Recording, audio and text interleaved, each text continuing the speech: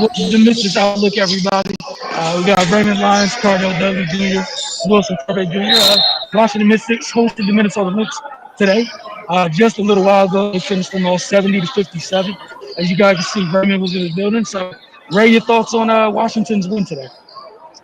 Um, Man, their defense was amazing the entire game.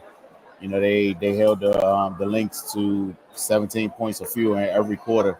You know, and that was key because the Mystics themselves struggled offensively to start the game, but you know they were locking up, so the Lynx couldn't take advantage.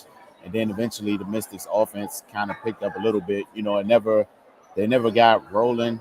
You know how we're accustomed to seeing them at times, but they had just enough offensive punch to kind of create some distance. And then with the way they were playing defense, the Lynx weren't able to close the gap. The Mystics they went up by 19 at one point, you know, but the Mystics the Lynx, I'm sorry, kind of clawed their way back into it. But you know, like I said, with the way the Mystics were defending, it wasn't any way they were going to be able to you know, to get over the hump. Like nothing was easy for the Lynx. You know, the shots they did make, you know, they were tough, contested shots. You know, they got a few and ones, but you know, they couldn't get into an offensive flow. Like the Mystics just had them bottled up, man. It was a great defensive performance. They had active hands, you know, getting into the passing lane, knocking balls loose. They rebounded well. That they on that end of the floor it really carried them to the victory. And then you know, of course, they had the Atlanta security blanket, so to speak. You know, she kind of woke up in the second quarter, got going. Shatori Walker-Kimbrough came off the bench, had a good shooting night. She was 4 for 5, 11 points. Ariel Atkins, she started the game off pretty hot, cooled down and off for a little while. But then, you know, late in the third quarter, you know, she got it back on offensively as well. So, I mean, it just shows like the multiple ways the Mystics can win a game. You know, their depth showed. It was a team win. You know, we've seen them come out and just blow teams out the gym immediately. We've also seen them grind out some tough ones. You know, this was a little on the tougher side. You know, they just had to dig in and you know and win in a not so conventional way. But yeah, man, it was a good win for them, and you know, it was a good bounce back win after the loss the other night. Cardell, what was your thoughts on them getting this win at home? We know they got a bunch of home games this side of the schedule, but beating Minnesota today 70-57. Yeah, they just won ugly. You know, every game ain't gonna be pretty. Sometimes it's gonna be a grinded out, like Ray said, defensive battle, and that's what they did. You know, I heard the big uproar as the game approached, talking about could you know, move the starting time to a later time or whatever to accommodate the Lynx or whatever. So obviously fatigue played a factor in it. But all in all, it was just the Mystics they did they executed well defensively. I'm not gonna say offensively because a lot of their players missed a lot of shots that they normally make.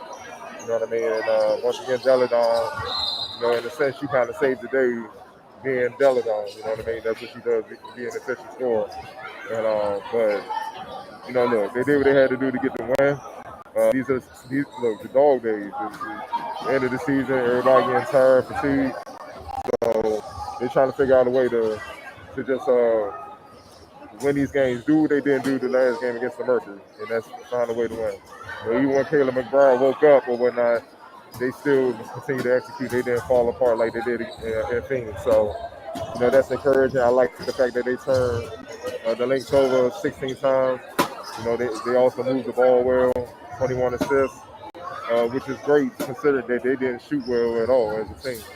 You know what I mean? So, but you know, they kind of helped themselves capitalizing off the turnovers, but also making their free throws. You know, only missing one. So, you know, look, all in all, a great team win. They figured out a way to win, and they got it done.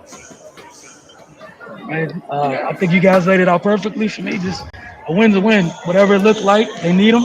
They need those to keep stacking them up on the right side of the column in the standings, and you know they did what they were supposed to do. They're leaving their home arena with a win. All right, as always, want to know who you guys just played the game. We'll start with you, Ray, and then Cardell, and go back to you, Ray, for X Factor right afterwards. It's got to be Elena, man. She she showed why she's a former MVP. Yeah, that first quarter offensively, they really struggled. They only scored 13 points. Second quarter, Elena came out and and started the onslaught pretty much. They almost doubled their output in the second quarter from the first, and she was a big part of that. Same. I mean, no need to go more into this, man. She's Elena Deladon. It's simple.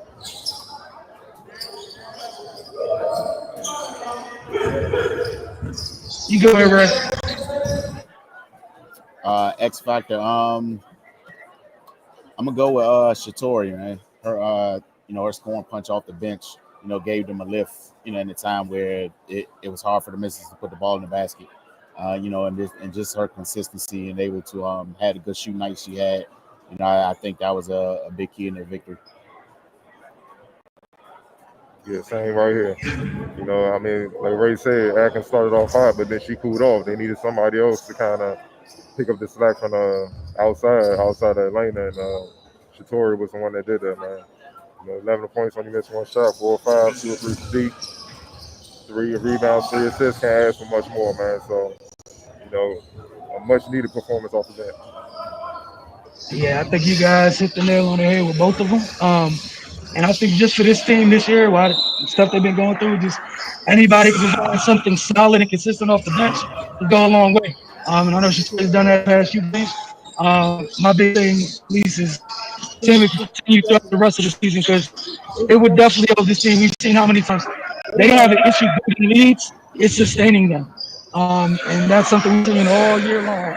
You get leads, and certain people come out the games, and other teams immediately go on run. So any type of consistent bench scoring to go a long way. They got a few days off from games at least. Then they'll be hosting the New York Liberty this week for one of those oh so fun camp day games, those early games. So we'll see you guys after that, I believe, on Thursday.